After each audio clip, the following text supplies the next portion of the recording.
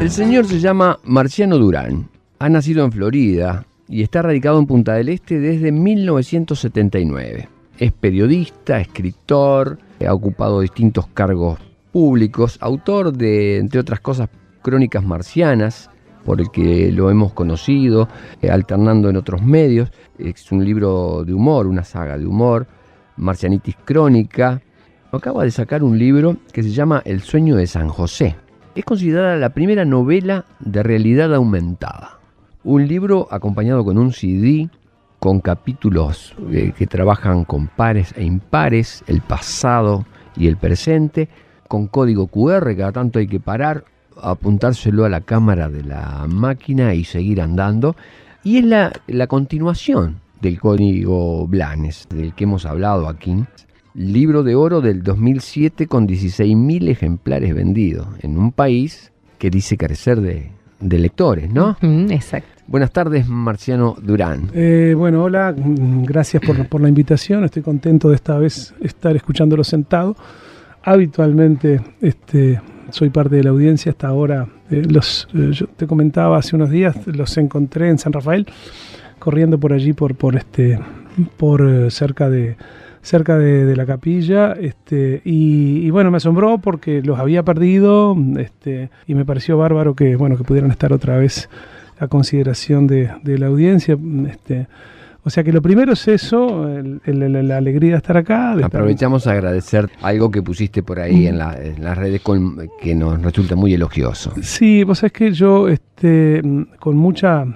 con la humildad que corresponde, ¿no? Esto de andar recomendando, parecería que uno recomienda desde un escalón más arriba, pero con la humildad que corresponde, yo disfruto mucho de esta propuesta y me parecía que era una buena oportunidad para que los amigos de Facebook, que son muchísimos, y bueno, donde la comunicación se hace cotidiana, permanente, bueno, que por lo menos tuvieran la posibilidad de estar en contacto a partir de hoy. O sea que va el abrazo, el saludo para la cantidad de gente que se colgaron y que metieron los me gustas y que seguramente están disfrutando de este programa desde hoy. De verdad, los agradecidos somos nosotros de que estés aquí. ¿Cómo nace tu inquietud con escribir? Leyendo, y tal vez en este día en el que se plantea la muerte de García Márquez, a mí me hace mucha gracia pensar en la muerte de un tipo como ese. Digo, ese tipo no se mueve, no se va a morir jamás. Nunca más. Tal vez sea bueno recordar aquella adolescencia que nos permitió encontrarnos con esos fenómenos. Yo creo que se me ocurre que 100 años de soledad lo debo haber leído con la edad de mi nieta. Ajá. Y fue terminante para empezar a descubrir no solamente otros mundos, sino de advertir que había personas capaces de pintarnos otros mundos. Creo que fueron claves García Márquez, Cortázar, sin duda. Cortázar, yo creo. Yo soy de la generación que se formó con Rayuela, y a partir de ahí todo, absolutamente todo lo de Cortázar. Entonces creo que lo primero es eso, ¿no? Un poco como decía Borges. No sé cuántos, no me pregunten cuántos libros he escrito, pregúntenme cuántos he leído. Y en última instancia creo que pertenezco a una generación que devoró libros y que se formó en los libros. Y creo que de ahí los que no salieron comunicadores es porque se distrajeron en otra cosa. Pero cualquiera de aquellos jóvenes de los 60, de los 70, perfectamente podían haber terminado comunicando. Y bueno, y después se cruzó una radio en el camino, la vieja Difusora Florida, nuestras primeras experiencias de comunicación. Creo que escribir es una forma más de comunicarse, nada más, ¿no? Pero la radio fue el primer paso. Llegar acá a Maldonado, vincularnos con esta casa, trabajar en esta radio con Pelusa Vera durante muchos años, de allí a un equipo de fútbol, de transmisiones deportivas, un equipo realmente interesante, porque por allí aparecía Walter Hugo García da Rosa, que hoy es relator en Rosario y es un gran relator. Jorge Méndez era el comentarista, Fernando Cáceres era quien hacía los comerciales y quien les habla desde el nivel de cancha, atento Walter Hugo, entrevistaba a los jugadores. Bueno, y un día un viejo amigo que no está físicamente ahora, Gustavo Lerena, nos invita a participar en un concurso en Montevideo, y nos decía que él había visto que yo podía escribir algunas cosas, qué sé yo, y bueno, y el resultado fue un concurso de poesía donde obtuve el segundo lugar. Y claro, eso permitía empezar a mostrar las cosas que estaban en el cajón y que no nos animábamos a mostrar, ¿no? Uh-huh. Creo que ese fue el disparador para empezar a mostrar cosas. Entonces por ahí aparece esta propuesta de comunicación mucho más que de escritura o de literatura que nos tiene acá contentísimos con lo que ha pasado con nuestra vida, ¿no? Crónicas Marcianas, ¿cómo aparece? ¿Aparece de la mano de Bradbury? Sí, sin duda, sin duda, porque yo creo que es mi primer libro, en realidad, el primer libro que leí en mi vida fue Los hermanos Karamazov. Solamente porque no teníamos biblioteca, pedíamos libros a las embajadas y la que estaba pronta para contestar primero era la de la Unión Soviética, que nos hizo llegar Los hermanos Karamazov y Crimen y Castigo. Lo leí con 13 años, 12 años, no sé, una cosa que realmente fue una experiencia muy, muy extraña. Debería leerlo otra vez para ver cómo me suena ahora. Uh-huh. Y después apareció, como decíamos recién, Cortázar, ¿no? Pero apareció simultáneamente Bradbury. A mí Bradbury era mágico, absolutamente uh-huh. mágico.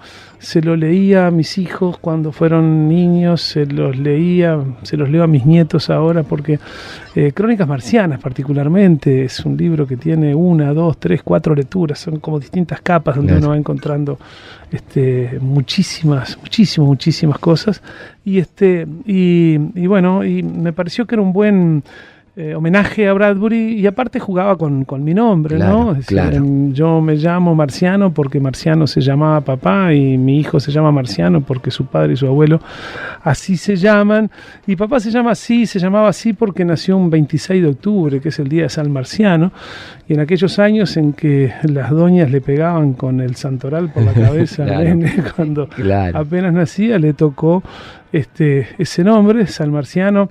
Hay gente que no sabe, pero Marciano aparece en el santoral más de 10 veces en el año. Es decir, los santos no tienen un solo día. Uno podría llamarse San Marciano a partir de nacer en 10 distintos días del año. Interesante. Y bueno, y como yo había nacido un 25 de agosto en Florida, la otra posibilidad era que me pusieran declaratoria de la independencia. Por lo tanto, me tocó ese Marciano con el que aprendí a vivir en una infancia complicada, porque los niños son crueles, uh-huh, porque no dejan que un niño se llame Marciano, pero después uno aprende a vivir con ese nombre y hasta lo va condicionando. Es una marca muy fuerte. Es un tatuaje en la frente. Es impresionante. Entonces, no se olvida nadie nunca de tu nombre. Claro, ¿no? Sí. Pero no por el Marciano Durán, Para bien y para mal. Para bien y para mal.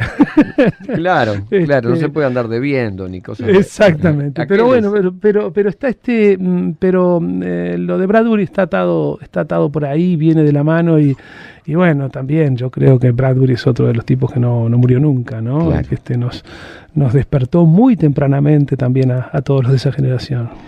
Aparece el Código Blanes, das una vuelta, porque ahí digamos que ahí venís con el humor, que está presente en vos, de una manera... Todo el día. Y creo que la gente te tenía ahí, encasillado, me parece a mí, me decís, y aparece de repente el Código Blanes.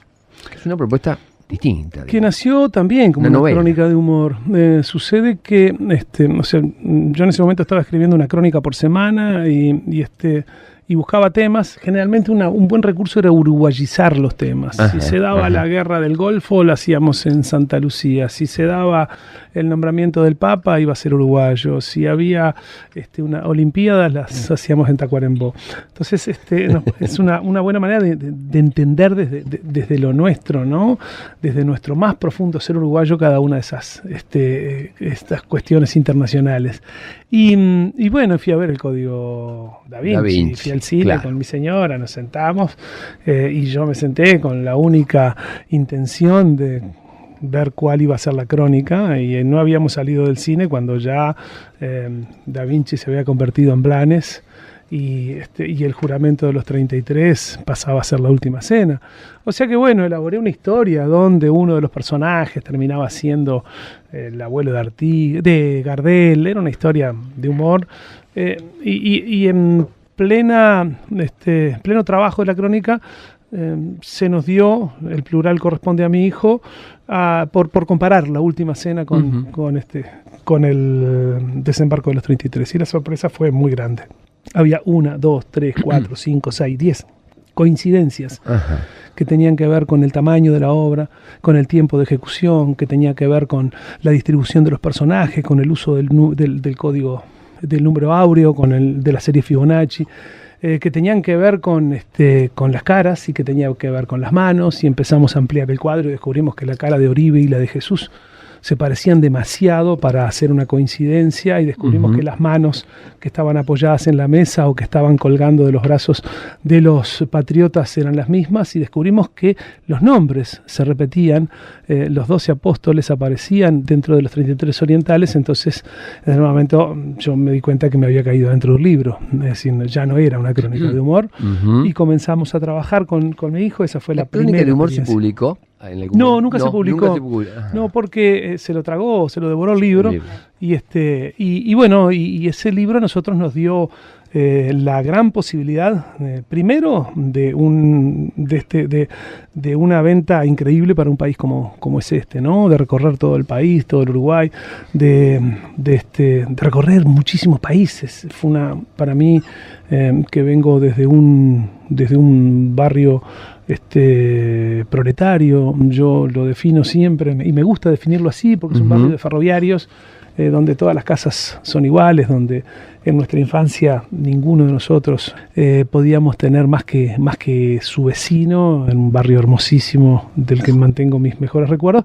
Bueno, llegando desde aquel lugar, este libro nos hizo recorrer el mundo y nos hizo presentarlo para cientos y cientos de uruguayos en lugares tan increíbles como Barcelona, París o Nueva York. Y eso significó un crecimiento muy importante, porque además marcaba un agradecimiento permanente hacia la creatividad, hacia la creación, hacia el hecho de sentarse a contar lo que le sucede a los demás. Entonces ese libro significó muchísimo, muchísimo, muchísimo, y fue, el primer trabajo con Marciano que nos permitió encarar después El sueño de San José. Eso, vamos ya al sueño de San José.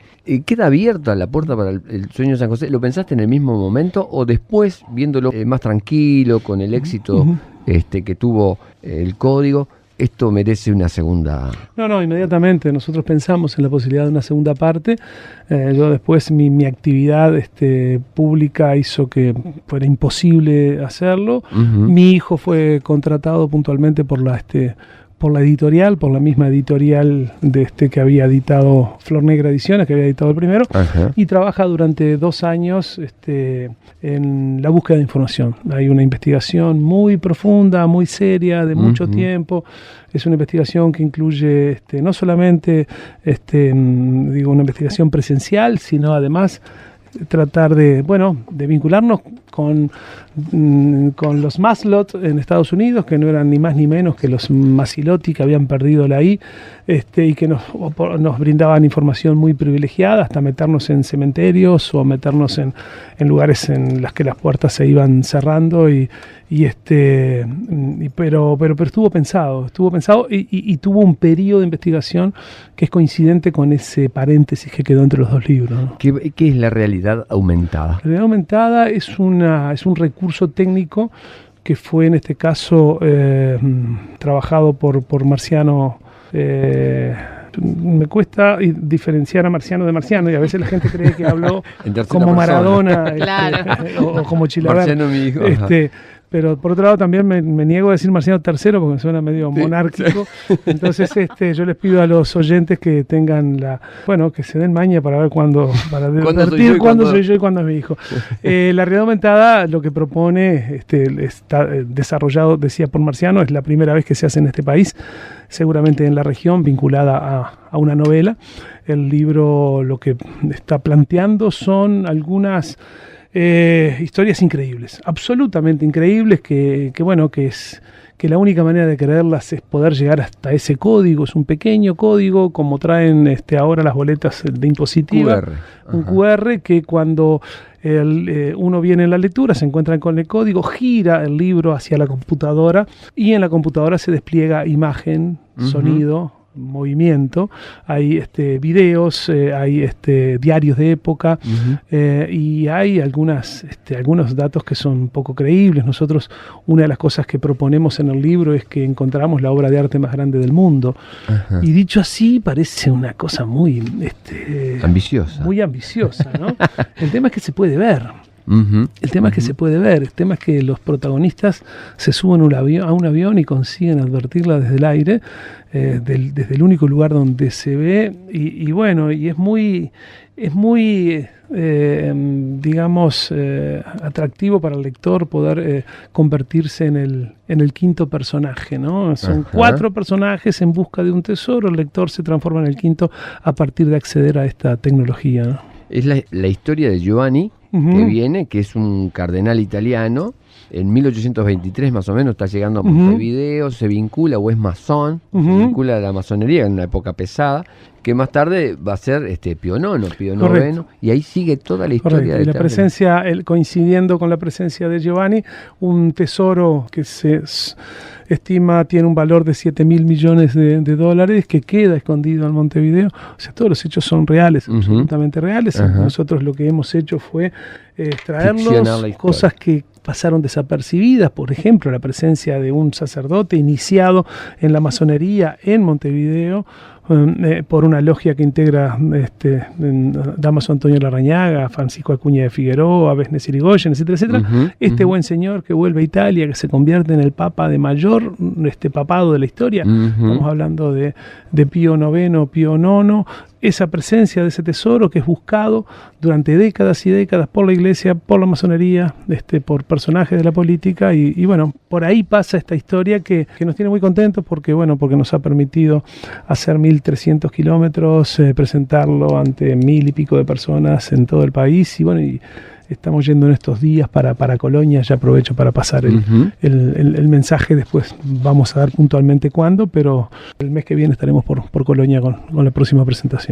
Agradecerte de corazón, Marciano, y te vamos a molestar de nuevo, lo vamos a leer, porque ya me dejaste con ganas, había prometido un par de veces. No, quiero que vengamos con más tiempo y charlemos una horita entera. Bien, gracias, insisto, vamos a hacerlo capicúa, volvemos a lo del principio. Gracias por la invitación, me siento muy cómodo aquí con ustedes, y bueno, los escucho mañana desde alguna esquina de Punta del Este. Buenísimo. En esos 8 kilómetros que corre todos los corriendo días. Te vas con el cosa, un día vamos a hablar de eso también.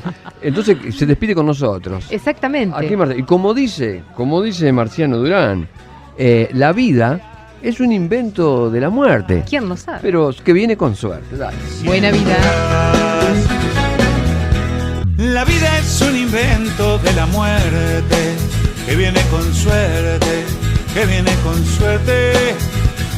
La muerte es un invento de la vida, pero no con vida.